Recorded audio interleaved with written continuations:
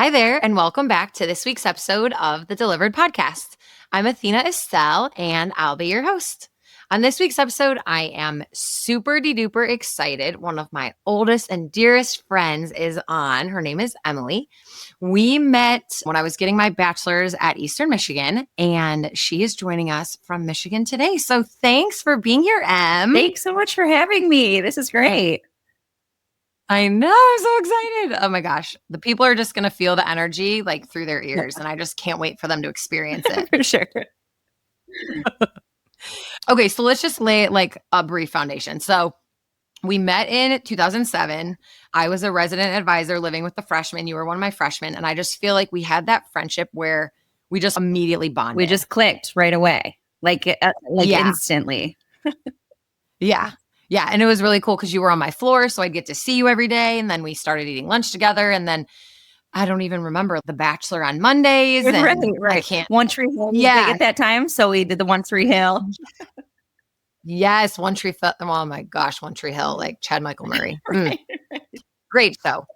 Yeah. So that was super fun. And then it's so funny because I think a lot of friendships, especially in the beginning, you start together and then, you grow together and you're normally geographically together. But for us, it's funny that, we've talked about this before. We were only together, that 6 months? Yeah, it was just a couple months. And then since then we have lived in different states. So we've always had the long distance friendship between us. Mm-hmm. But it works. We make it work. I know. It's one of those things I say to Chris or my mom or whoever, I'm like, no matter how long we don't talk, which maximum might be 2 weeks, but when we do, it's like we haven't skipped a beat, Right, for sure. Like nothing changes. It's a special friend. Absolutely. Yeah. Yeah, it's special. Yeah. All right. So on this week's episode, we're really diving into more of the trauma side of pregnancy and motherhood and just life in general. And Emilie's story really holds a lot of power in that. And over the years, she's really grown into just this powerhouse of strength and resilience. So I'm going to give you the floor and just kind of start with your story, just kind of set the groundwork for there. And then, I'll throw in some questions as we go, but start with the first accident. Okay. So in 2012, I was visiting a friend for a weekend at a college and we were walking and I was hit by a drunk driver. And there was two of us that were hit, but I took the brunt of the hit. It was an SUV. And when the SUV hit me, I was thrown several feet in the air and came down on my head. And the bumper of the vehicle snapped one of my knee backwards, which sounds horrendous when you kind of try and picture that, but it completely destroyed my ACL and PCL in one of my knees and partially my MCL. And then I also had a bad head injury from this accident. So at the time I was still in college, but because of this head injury, it took me completely right out of college. Just some of the things that can kind of explain the damage from this head injury. Like I said, I was in college, but because of this, I was reading at a third grade reading level. My short-term memory was not there at all. My eyes weren't really working the same. I was having speech issues. And then also, like I said, my knee. So I've had a couple knee surgeries and they were very extensive. They had to replace both my ACL and PCL, which a surgery that intense with two major ligaments like that, the recovery was pretty horrendous. I mean, I was in physical therapy for about 4 years consistently. I went from a wheelchair to a walker to several different knee braces and that kind of thing until I was strong enough to be able to walk and do what I needed to do until it was healed up more. But the recovery from that was brutal. With the head injury, I mean, there was a lot of migraines and things like that came with it as well. There was a lot of pain just overall, a lot of really hard depression, really. I mean, because I had this very active life socially, and then all of a sudden overnight, everything changed. There was nothing about my life was the same after that night. So that one was very life altering. And then if we fast forward a little bit, so that was in 2012, all of 2013, I was still very much in recovery. 2014, still, like I said, in physical therapy. I was in sensory therapy, vision therapy, speech therapy, occupational therapy.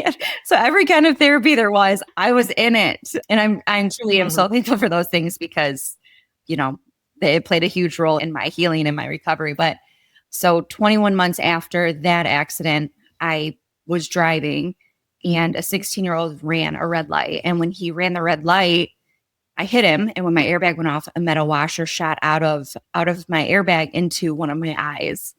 And I now have prosthetic eye. So I was still recovering so much from my first accident when this second, like, huge life altering accident happened. I mean, from the first accident, I was still living with my parents because I had to move home because I needed their full-time care. I was still so much putting myself back together mentally, emotionally, and physically from the first one when the second one happened. And it just kind of completely depleted me when that second accident happened. I mean, I was shattered entirely. My identity, my self-worth, just nothing about me was me anymore because of these two things. I was just so much in this just like darkness that had just kind of swallowed me whole. And I was just, in this very dark area, this very dark time and space in my life, between the two accidents. So yeah, those are my big. Yeah. So that's like that's the groundwork. Like that's kind of where everything started. And oh my God, it's like, I will never forget. I think your dad called me. I remember I was texting you like after you got hit before, because didn't they life flight you for the eye? So they did. So when I lost my eye, I was taken to a local hospital in an ambulance. And then because at the time we didn't know that there was a washer in my eye. My body, it's really just incredible the way that our bodies work and the protective mechanisms that our body will go through, because I didn't know that there was something in my eye. I didn't feel that when it happened. I can remember the accident vividly, but I didn't know that that's what had happened. I think that I blacked out for a minute.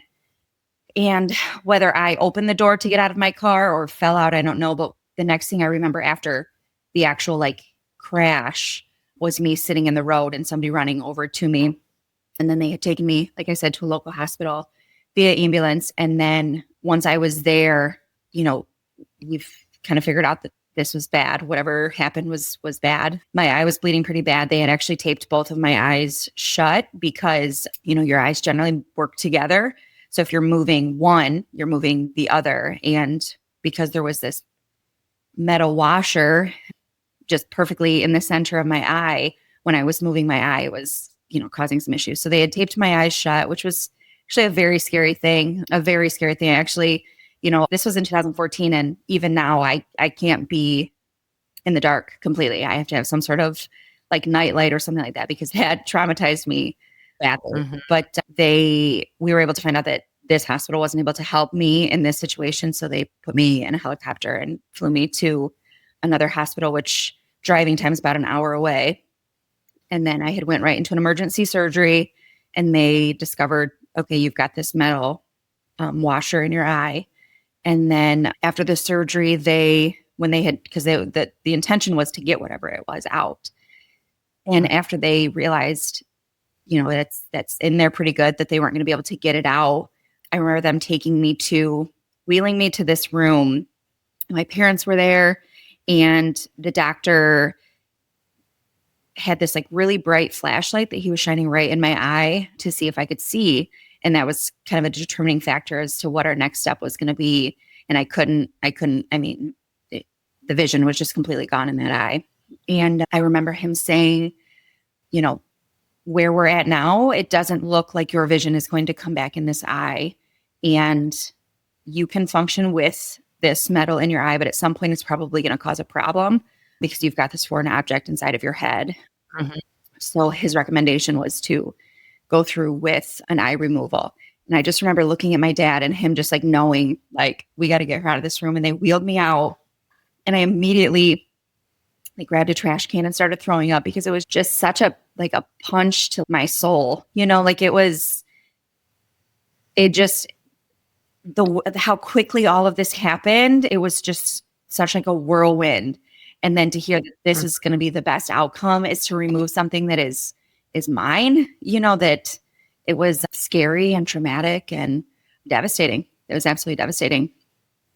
I know your parents, they're both God, just like two of the most supportive people I've probably ever met. I mean, they Yeah. are both incredible humans, but was that more of a moment when you just kind of looked at them and they were just like, yeah, we Yeah. need to move. Like it's time. Well, so yeah, absolutely. My parents are just incredible and they're so supportive. And I would not have made it through any of this without them, Mhm. holding me up and not just like guiding me, but like carrying me through this. And I didn't tell the doctor right at that moment, but I had the conversation with my parents and, they both, from my recollection, some of it, like the little details get a little fuzzy just because it was, just all a lot, but that they say, like this is what the doctor thinks is best, then, that's what we should do. So then I had told the doctor, okay, that's what we'll do. And then they had sent me home on some really heavy antibiotics and some really heavy pain meds. And I was home for 8 days with the metal in my eye. And it was excruciating pain. I remember just sleeping for days and like my parents just coming and waking me up and they just had like a little snack for me so I could eat, so I could take my pain meds and then go right back to sleep. Just the pain was a lot. And then the day of my enucleation, the removal of my eye, I remember waking up from the surgery and the pain just wasn't there anymore. I had like the surgery soreness, of course, but the just excruciating pain that was there from when the metal was in my eye just wasn't, it wasn't there anymore. And then after that, after the surgery, there was I think it was like a 6 to 8 week healing period that my eye socket had to go through before I could be fitted for a prosthetic. So then I had the next 6 to 8 weeks where I didn't have an eye. I just had this socket, just this like gaping emptiness, and I mean, this because you were there through that. For a while, I wore an eye patch because there's a lot of insecurity with that. Just all of a sudden, only having one eye and trying to deal with that, like mentally and physically and emotionally, and trying to get used to only being able to see out of one eye. Cause that's a big shift, going from seeing two to just the one, but then also being out in public or that kind of thing and feeling eyes on me was really hard for me to deal with the first little bit, and then eventually I lost the eye patch and now it's just kind of we wear eye patches from time to time just to celebrate my survival of this and that kind of thing. But yeah. Yeah. I mean, I've got to give you mad props. I mean, that happened, that was June of 14, Yeah. 2014. Mm-hmm. Yeah. And then, I mean, y'all, who's ever listening, this girl, so she came to my bachelorette party 1 month after that. Okay. Which was, I think your mom brought you, right? I wasn't driving yet. Yes. Yeah. Your mom brought you to that. And then you were at the wedding and like my mom brought me to that as well. Yes.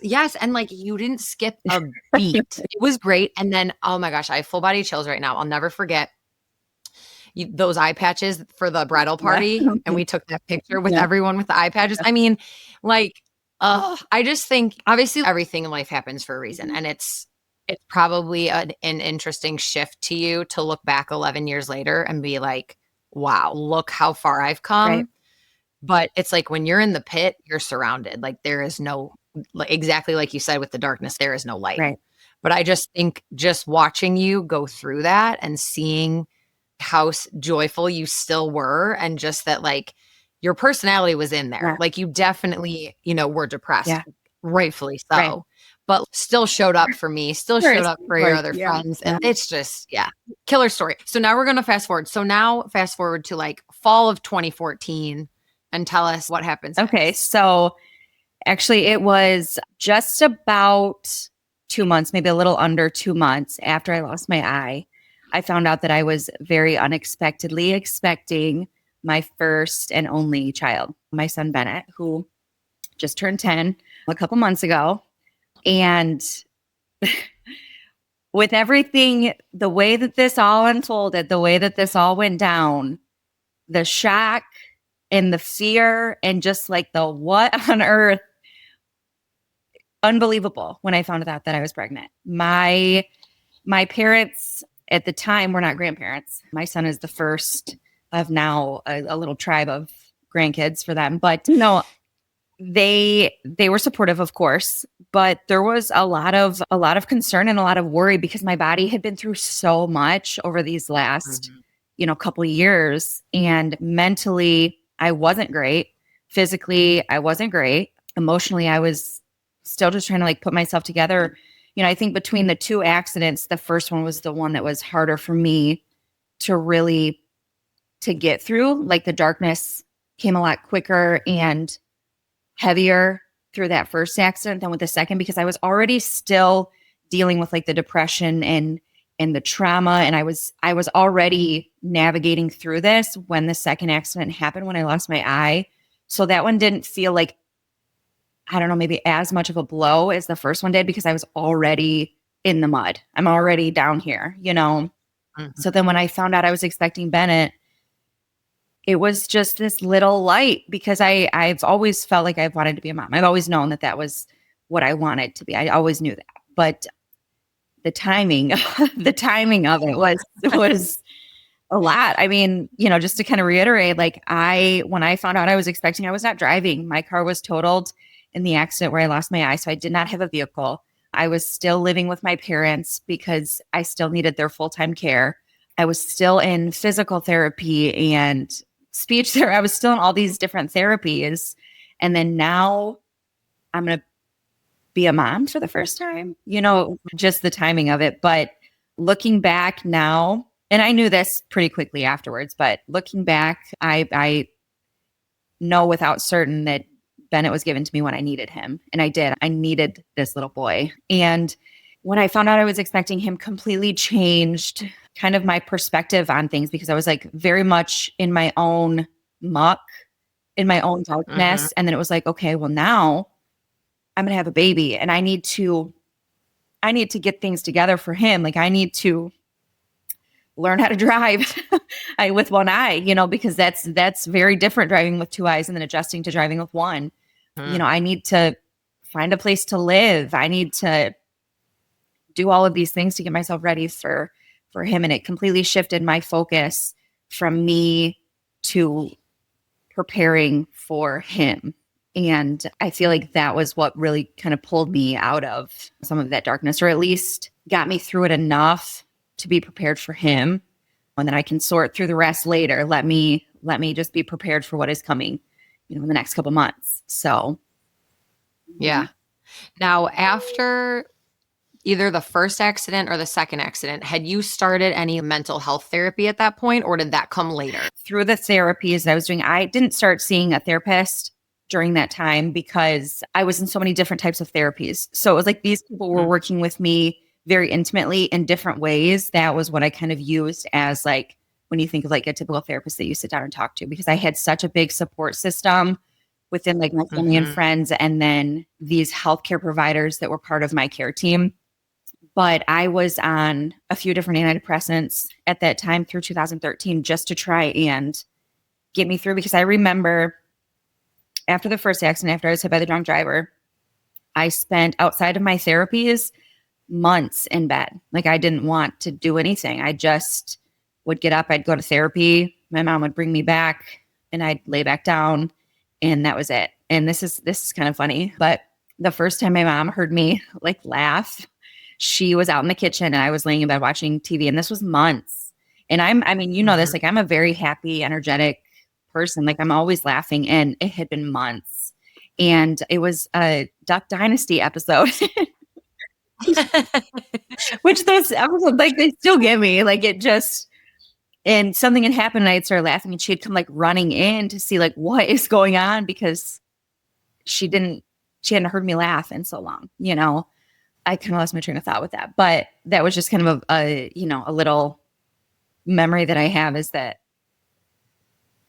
through these couple months of this darkness, I was not me at all. And then, like I said, I was on antidepressants for a little bit, and those helped for a while, kind of Mhm. just Yeah. light you up a little bit. But yeah, And then would you say the climb towards healing kind of really took off when you found out you were pregnant? Like after the shock and of like acceptance of yeah, that, would you say that that was the, okay, this is the shove that I yeah, need? yeah, it did. very aggressively shoved me towards put it together because these things that I went through, I mean, they're heavy. They're so heavy and they were Mm, life altering and just devastating. They were absolutely devastating. And I knew that I didn't want to carry all of that far into my son's life. I knew that these were things that like I needed to get through. I needed to work through however I needed to, but I knew that these were mhm. things that I needed to move past so that I could give him this life, a happy life, where he has a mom that's happy and spent the time doing the healing so that it doesn't affect him through his childhood and later in his life too. Mhm. Sure, sure. Do you wanna tell us about your birth story? Yeah, we could talk about my birth story. Okay. So a very rough pregnancy, which Mhm. I couldn't really expect not to. I mean, just with what my body had already been through, my body's like, really like, now we're going to grow a child. Like now. How dare you? Right. So my body did not handle pregnancy well at all. I was very, very sick. I mean, I was in the hospital so many times for just being dehydrated because I couldn't even hold down water. And then I ended up having to be induced a few weeks early because just the stress that my body was under and blood pressure and all that kind of stuff. So I was induced. I was in labor for 28 hours, but pushed for 30 before he was born. And I cut my own umbilical cord, which is one of my like favorite things about, like it's just for me, what a moment of strength for me to be able to do that. Like I was very, very proud of that. But he was here a few weeks early and then he came out very quickly. So when he was first born, they had taken him from me right away because they were just kind of worried about his oxygen and different things like that. So they had taken him, and then I was able to meet him like an hour and a half later. So yeah, yeah. And then after that, I was on. I think it's magnesium that they do for blood pressure, which completely knocks you out if you're somebody that's had that. You know what I mean? But it completely zombied me for the first, I think, day and a half of his life. So I don't really remember a whole lot of our first day and a half in the hospital because I was just so zombied out. But yeah. That's so cool. And then tell us, how did you come up with the name Bennett? And I know his middle name is Loy, so tell us that story too. So Bennett, I liked the name because it's traditionally a last name and it can be broken down into a couple of different things. Like I thought, okay, Bennett, but it can also be Benny or it can be Ben. And he goes by all three.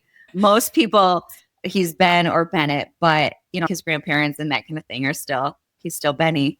And then Loy, my great grandmother's name was Eloisa, and she always went by Loy. And so that was where that came from is in honor of her. So So special. yeah. I love it. So you have him, you're so excited. He's finally here. Now you can really start your true healing on this new life, Mhm. like a whole new second act. Now you're a mom. What would you say when you got home? Obviously you're overwhelmed. It's a newborn. But how would you say, just having the depression history, did you feel any of that at all in your postpartum, or had you felt like you were equipped to handle the newborn? I felt equipped to handle the newborn because the darkness that I have lived through and fought very, very hard to get out of has made me feel, I mean, knock on some wood here, but unbreakable. Like I know that I have a very strong spirit. And I know we've talked about this too, but like when you get through something that is so dark and heavy and hard, when you are able to get yourself through that, no matter how it happens, whether it's with a lot of help, whether it's by yourself, whether it's with meds, without meds, with whatever it is, when you come out of the darkness, you are a different person. You are so much stronger than what you went in with. And because these things that I went through were so just terrible. I mean, they were terrible things that I went through. I feel pretty equipped and confident in taking on the world now, Yeah. Mhm. Yeah. And, it goes back to kind of how I said earlier, and I hate to sound like a broken record, but it's like when you're in it, accident number one, you're in it, it's awful. It's like all you can do to just make it through the day. Yeah. And then accident two comes and you're like in the literal, Yeah. And then I feel like you get this glowing little cherub baby in act 3. And it's just like, I'll take all that BS to get to this amazing new life. Yeah. I mean, and I'm not saying I would ever want you to go through that, but I just mean, yeah, of course. But you know what I'm saying? Like, just to get to where you were and just like, wow. Yeah. You know, and I've always been a very big believer in everything happens for a reason. And that can sound so cliche, especially to maybe somebody that hasn't been through a whole lot. But for me, I feel like there's a lot of power in me saying that because I really truly believe that. I've been through some terrible things, and looking back at them, like those things happened. There's always a silver lining. I'm a big believer in that too, that there's always a silver lining, even in the absolute worst situations. And I have been it because of the things that I went through. And I'm very secure in that belief. He is the reason that I got through these things. But if these things didn't happen in the way and in the timeline that they happened, I don't believe that I'd have him. It's a good perspective there. Yeah. I've had a lot of time to think about it. You're like, I've only been thinking about it for 10 years, but here we are. Right. Oh my God, that's amazing. Okay. So now for the listeners who obviously, you know, I'm medical, so I can compile a list in my own brain. But for the listeners who have never met anyone who's lost their eye, what are like some day-to-day things that myself or the listeners probably wouldn't even think about? Just things that you've had to either deal with or overcome, or that still affect you only having one eye. Because if you think about it, with one eye, you lose more than half of your visual field because you have to consider your periphery. Right. So it's not just turning your head to the side anymore. It's a complete different realm. So what does that look like in your just day to day? First of all, I would love to encourage anybody that feels the curiosity to wear an eye patch for a day, to feel it, because truly it is. Oh, I love that. It is. It'll rock your world. Like it'll really rock your world. Maybe don't drive with that because that's a whole different thing. But my depth perception is non-existent. So there's a lot of times, for example, day to day, I go to reach for something or think something is closer or further than it is away. And I'm just gripping at the air. I'm going to grab something, or overreaching and knocking something over because I thought it was further away than what it actually was. It's my right eye that I lost, which was my dominant eye. I'm blind on the one side. So I run into a lot of things like walking. I just don't see it, you know, or if somebody comes up to me, or if I'm in a big group of people, if I'm like in a concert or a sporting event or something, generally I'm not by myself and I have to have somebody walking on my right side, because otherwise I'm just running into like person after person after person because I don't see you there. There's also a lot of fear that I have to continuously work through because I'm very scared of losing my sight. And we have, for example, at home, we have safety goggles all over the house for everything, because you'd never catch me frying some bacon without some safety goggles on, you know, because like, what if that oil pops and it gets you in the eye, you know, it could just be a terrible thing. So there's a lot of fear like that something could happen. You know, it's taken me a long time to get used to driving and to parking. Luckily, I did recently get a new car, and it is very nice because the newer vehicles have cameras all the way around. And that is a game changer for somebody who only has one eye, who deals with depth perception issues, because like parking, you know, normally I park further away where there's not a lot of cars, because I don't have to worry about squeezing into a tight space or something like that. I also always have to know what the parking situation is prior to, because I got to be prepared for it, because, you know, I don't see great. So, you know, those are just a couple things that on the day to day that still. Yeah.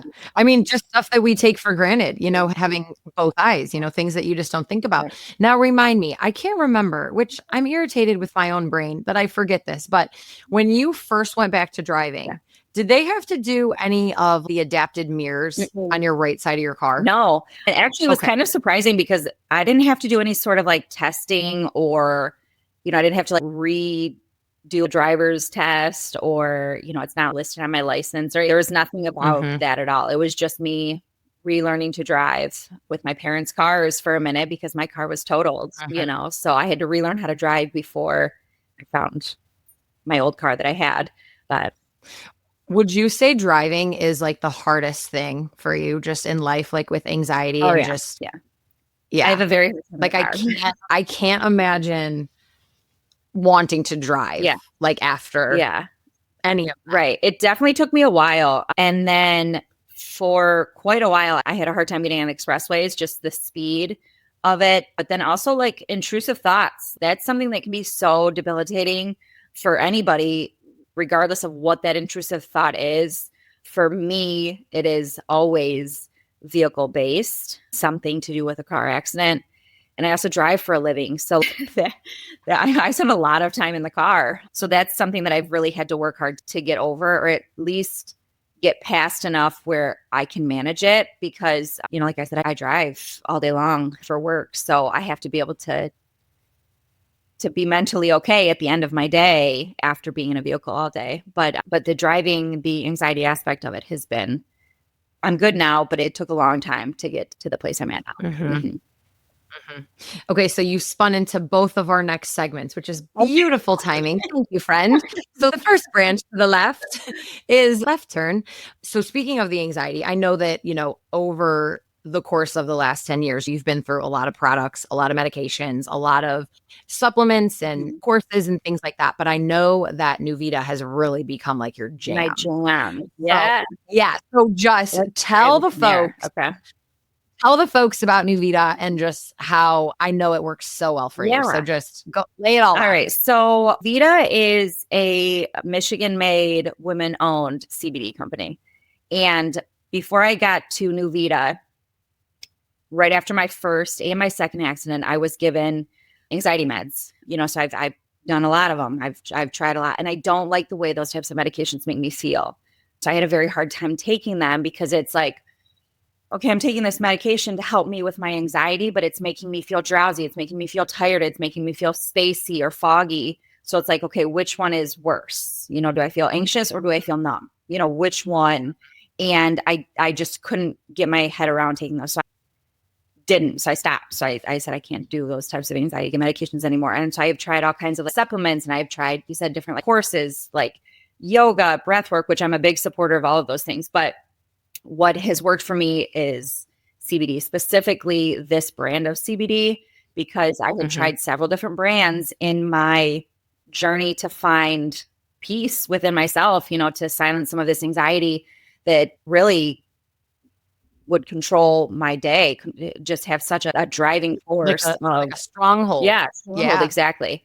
And so Nuvita, like I said, it is women-owned, Michigan-made, the cleanest CBD that you can find. And it has been an absolute game changer for me. It's something I take every single day, but I can function on them. Of course, there's several different products that I use, but just having CBD and CBG in my system helps just absolutely tremendously. And like I said, I drive for a living. And if I didn't have this type of product to help kind of reduce and silence some of the anxiety, then I couldn't do what I do for a living.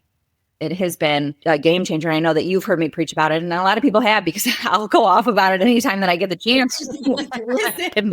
But I'm a big fan.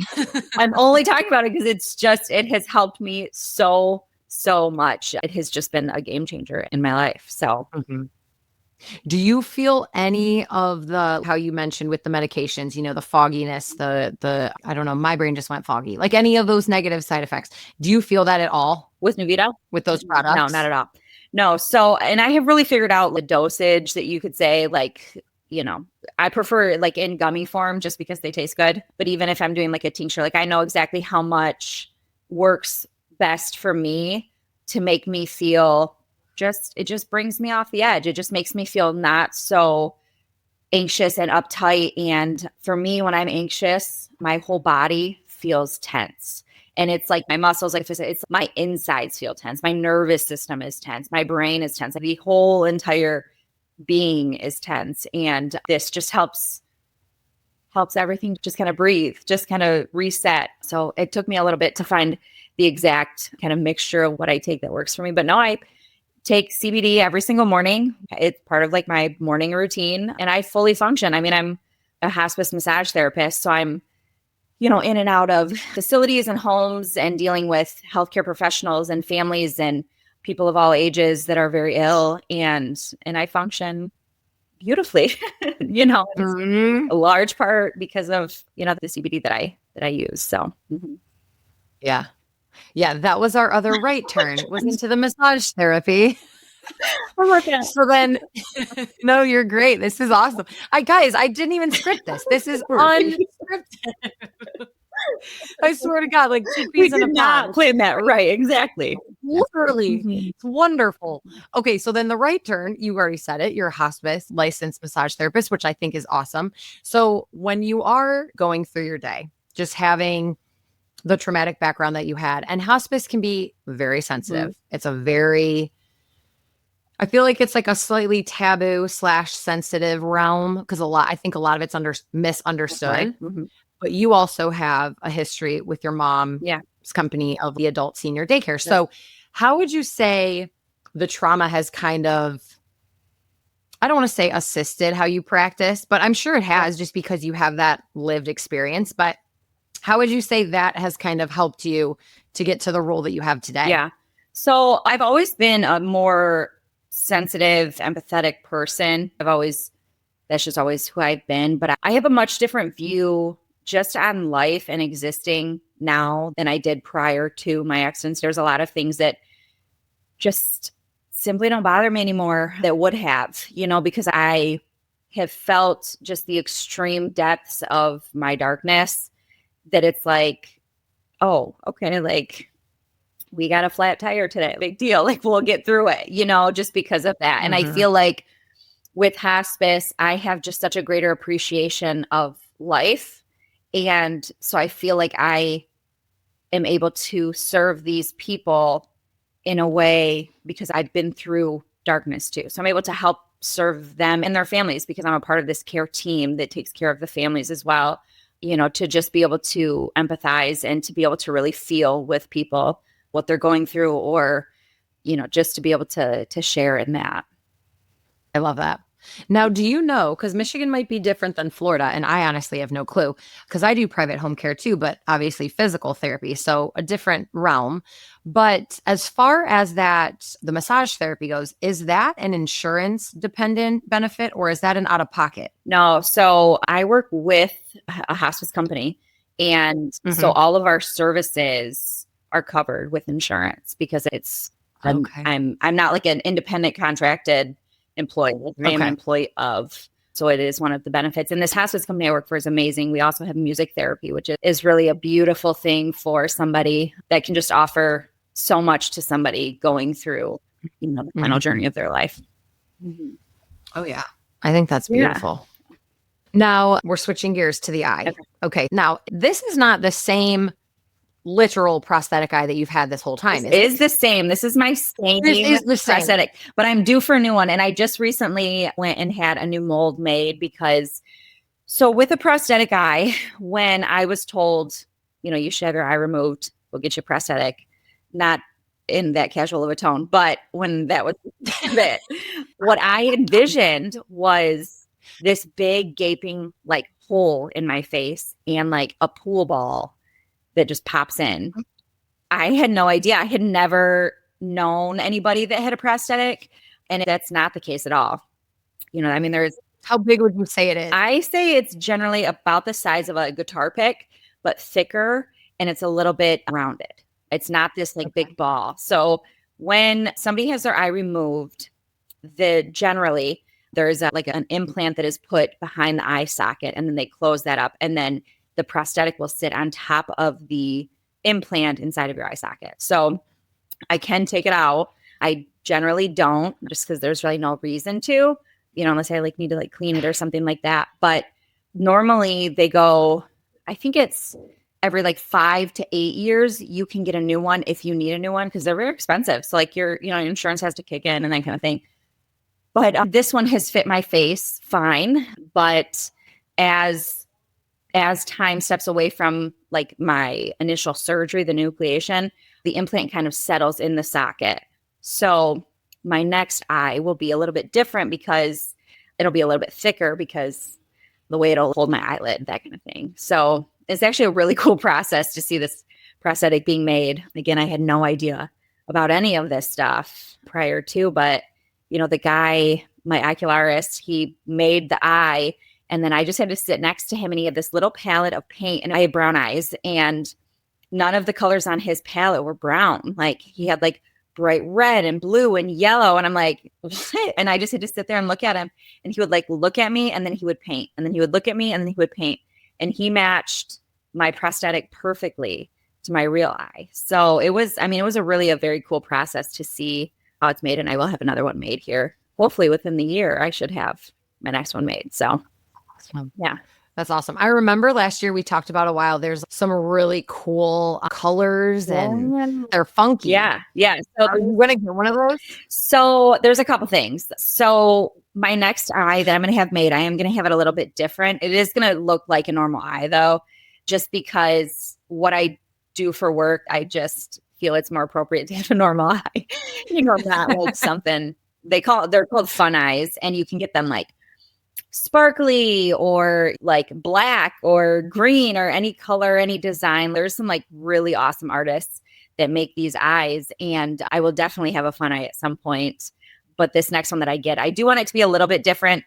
My oculars for my first eye wouldn't, because I had asked, do you have to do them the same? And he said, for your first eye, yes, you have to have it the same as your real eye, because generally speaking, people lose their eye. It's a traumatic thing, and so having two different color eyes draws more attention to that.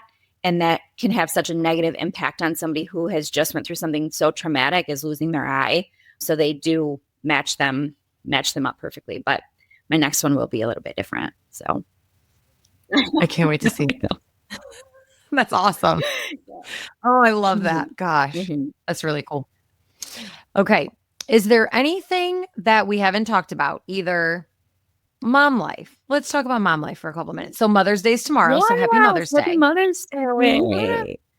So just speaking about as a mom, your trauma has been all encompassing, every realm of your personal life. I mean, really. So how would you say that has helped shape you as a mom? How has that gotten you to where you are today? Oh, that's a good one. I think so.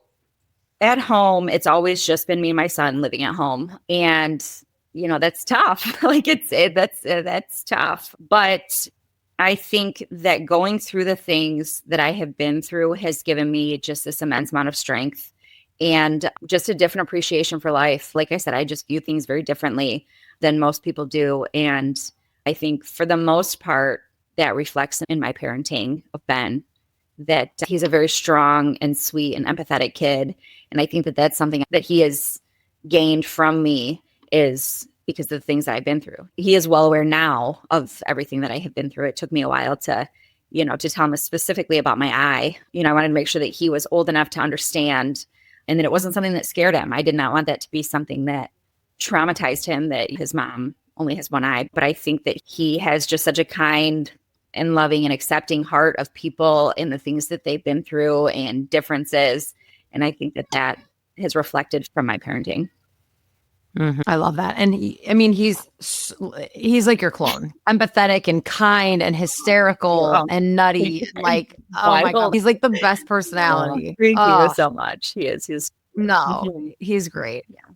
And then my favorite question is, I save it for the end, but my favorite question is, this is a little hard because you just lived so much life in the last 12 years. But if you could pick a word or a phrase that you would say would describe or encompass from the beginning of your trauma to where you are today, if you had to summarize that, what would you choose to say or call that? There is one specific thing that has always resonated with me through this, and it's the phoenix, because the phoenix burns and then is ashes and then rises from these ashes as something new.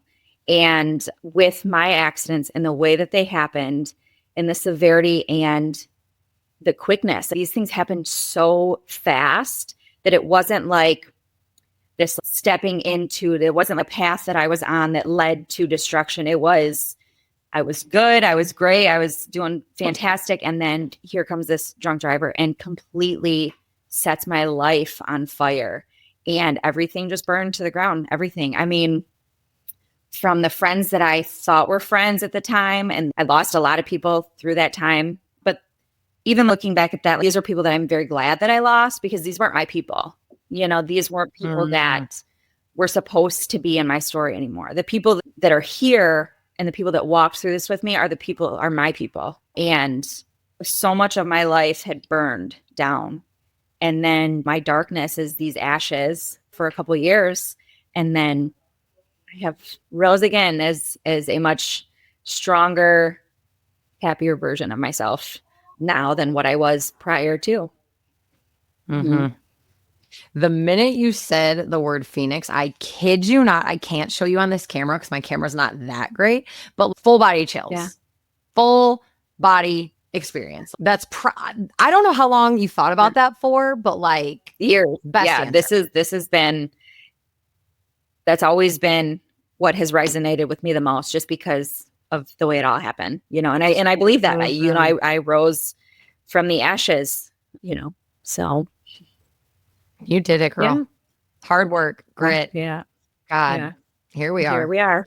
Well, I'm super proud of you. I think it's awesome. Now we're here today. You have a 10-year-old, which is 10 more crazy. 15. Right. Mm-hmm. Oh my gosh. Everything about your story, everything about just how far you've come, the mother that you've turned into. I mean, anyone listening or in your life, I know you could pull so many things from your experience and just the testimony that you have to this day. I love the hell out of you, but I'm just so glad that you agreed to do this. Yeah. Thank you so much for having me. Yeah, girl, you did great. Thanks. And I'm going to link your Instagram. Okay. I'm going to link your new Vita. Yeah.